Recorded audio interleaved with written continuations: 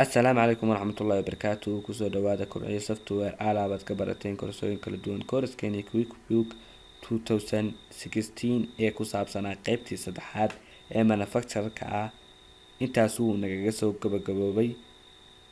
alxamdulilah suma alxamdulilah suma alxamdulilah, ilaah baa mahad iskale allihii noo suurtageliyey inuu noo dhammaado borogaraamkaas ee quickbooka ee saddexdiisa qeybeed ee hore ee ku kala saabsanaa. qeybtiisa koowaad ay ahayd merchandise, qeybtiisa labaadna ay ahayd services, qeybtiisa saddexaadna ay ahayd manufacture. waxaanu insha allah u gudbanaa qeybtiisii afaraad ee ugu dambeysay loo yaqaanay non profit ka. insha allah casharada weli maan diyaarin insha allah, laakiin sida ugu dhaqsiyaha badan baanu diyaarinaynaa casharadaas. ilaah baan u mahadnaqanaa.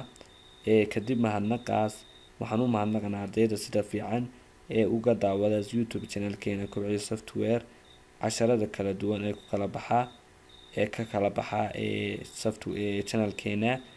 software-kan waa software aad u muhiima oo uu yahay in uu yaqaano arday kasta oo dhigta kulliyadda loo yaqaano accounting-ka. businesska ardayda businesska dhigatan aad buu muhiim yahay. dadka ku shaqeeyana yadana wuxuu aad ugu fiican yahay inay markasta versionska kala duwan ay la socdaan. waxaanu dhigaynaa versionkii 16aad insha allah 2018kana mar haddaan ka gaarsiino insha allah inuu suurtagalo kaana insha allah mar baanu bilaabanaa. intaasaan kusoo gabagabeynaa qeybteennii afaraad ee non profitka insha allah baanu bilaabanaa. assalaamu calaykum waraxmatullaahi wabarakaatuh.